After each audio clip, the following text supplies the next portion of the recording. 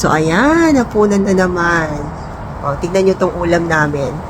Ayan, bago ko muna ipakita yung ulam namin, i-flex ko muna tong asawa ko. O, ayan. Yan ang mga dahon na kukunin ko. Ang mga ligaw na ampalaya. Dito sa Hawaii, hindi mo na yan itinatanim. Kusa na lang siyang tutubo. Basta't bungkalin mo lang yung lupa mo. O, ayan. Dinalaw ko naman tong aking mga transplant na talong. Talagang buhay na sila. And then, chinek ko din yung mga pechay na binuhos ko bago umulan noong nakaraang linggo. Tumutubo na sila. Sana ay maganda yung punla na nabili ko para lumaki silang healthy. Tignan mo naman kapag ka nagtuturo, parang nasa hacienda, no? Nasa bakuran lang po tayo. Ayan na yung ulam namin. Napaka-simple. Alam nyo na ba yan?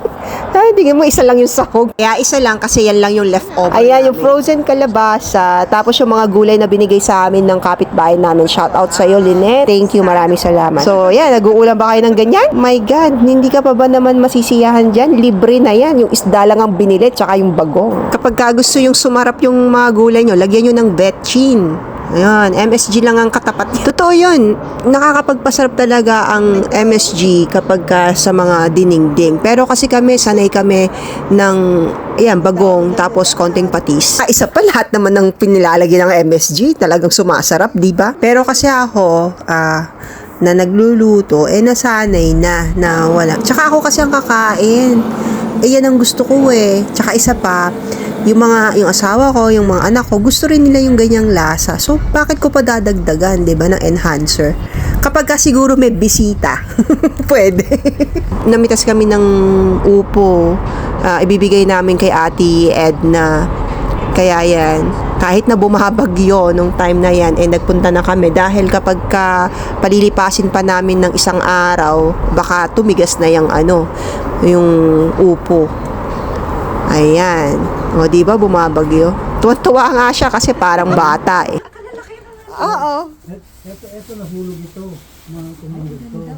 Kaya lang Baby? Oh, grabe Smile ate.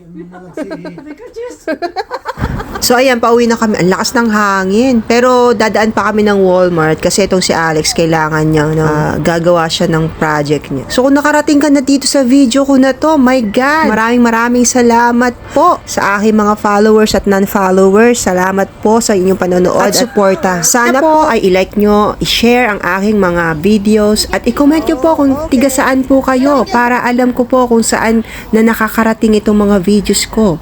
Tulad po nila Nix Aniñon, taga North Cotabato. Si Maria Jermila Davila from New York, New Jersey. Wow, first time ko yan, taga USA.